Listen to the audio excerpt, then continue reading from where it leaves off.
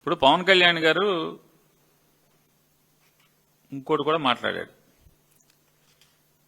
మోడీ గారు మనతో కలిసి డయాస్ ఎక్కటాకి వాళ్ళ ఎస్పీజీ కూడా కంగారు పడుతుందని చెప్పారు.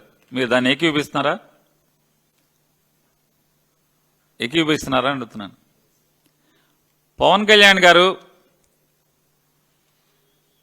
వైఎస్ఆర్ కాంగ్రెస్ పార్టీ వాళ్ళని పేరెత్తకుండా జగన్మోహన్ రెడ్డి గారిని, నన్ను, ఇట్లాంటి వాళ్ళందరినీ, చాలామంది యూట్యూబర్లని, కొంతమంది విలేకరులని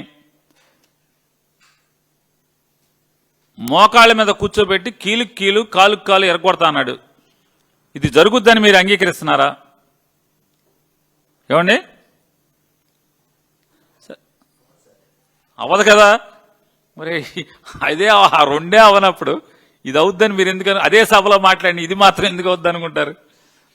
ఆయన ఏంటంటే సహజంగా ఏంటంటే ఆయన చంద్రబాబు నాయుడు గారి మెప్పు కోసం అనేక మాటలు మాట్లాడతాడు. ఆ మాటలు చూసి చంద్రబాబు నాయుడు గారు మావాడు బాగా మాట్లాడుతున్నాడు, బాగా తిడుతున్నాడు అంటే. రెండోది ఏంటంటే మళ్ళీ ఒక్కసారి చెప్తున్నాను, ఇదంతా ఎత్తుగడ. 15 ఏళ్లు మొయ్యాలి మనం, ఇంకొక అంటే మొత్తం 20 ఏళ్లు మొయ్యాలి అని చెప్పని జనసేన పేరు మీద మమ్మల్ని అందరినీ మొయ్యటాకి సిద్ధమని చెప్పని చెప్తుంటే, ఇదేంట్రా బాబు మనకు రాజ్యం చేస్తానని చెప్పి చంద్రబాబును మోద్దాం ఇంకో 20 ఏళ్ళు అంటున్నాడు. ఇప్పటికి ఆయనకి 55 ఏళ్లు, రేపు మళ్ళీ ఎలక్షన్కి వచ్చేప్పటికి 55 ఏళ్ళు. ఎందుకంటే 2019కి 50, 24కి 55, 24 నుంచి ఇప్పటికి 57కి వచ్చాడు. 57 ఏళ్ళు ఇప్పటికి. ఇంకొక ఇదొక 3, ఇదొక 2.5, అదొక 15, 17.5.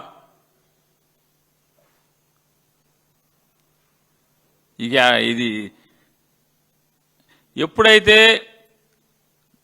తన మీద నమ్మకాలు పెట్టుకున్న వాళ్ళకి నమ్మకం సన్నగిలి దూరం జరుగుతున్నారు అనిపించిందో, చంద్రబాబు నాయుడు గారు ఇద్దరు మాట్లాడుకున్నారు. జగన్మోహన్ రెడ్డి గారిని ఓ తిట్టాలి.